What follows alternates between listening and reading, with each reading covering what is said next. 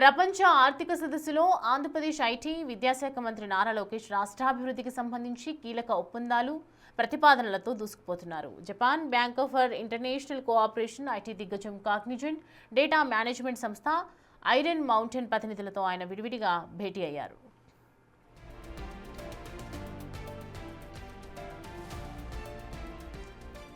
Japan bank executive managing director Hashiyama షిగేటోతో జరిగిన సమావేశంలో మంత్రి లోకేష్ పలు కీలక ప్రతిపాదనలు చేశారు. మూలపేట, మచిలీపట్నం, దుగరాజపట్నంలలో రాబోయే పోర్టుల్లో షిప్ బిల్డింగ్, షిప్ రిపేర్ క్లస్టర్లను ఏర్పాటు చేసేందుకు జపాన్ కంపెనీస్ని ప్రోత్సహించాలని కోరారు.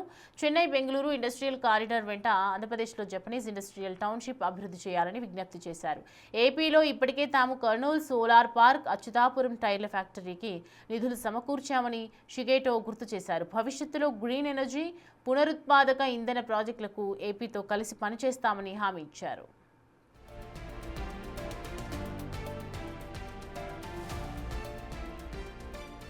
కాగ్నిజెంట్ సీఈఓ రవికుమార్ సింగిసిట్టితో జరిగిన భేటీలో విశాఖపట్నంలో ఐటీ అభివృద్ధిపై చర్చించారు. విశాఖలో కాగ్నిజెంట్ క్యాంపస్ పనులను వేగవంతం చేయాలని, తాత్కాలిక సౌకర్యాల ద్వారా తక్షణమే నియామకాలు ప్రారంభించాలని లోకేష్ కోరారు. ఏఐ, క్లౌడ్, డేటా ఇంజనీరింగ్ రంగాల్లో శిక్షణ ఇచ్చేందుకు విశాఖలో ఒక సెంట్రలైజ్డ్ స్కిల్లింగ్ క్యాంపస్ను ఏర్పాటు చేయాలని ప్రతిపాదించారు. ఏపీ స్టార్టప్లను అంతర్జాతీయ స్థాయికి తీసుకువెళ్లేందుకు రతన్ టాటా ఇన్నోవేషన్ హబ్తో భాగస్వామ్యం కావాలని మంత్రి కోరారు.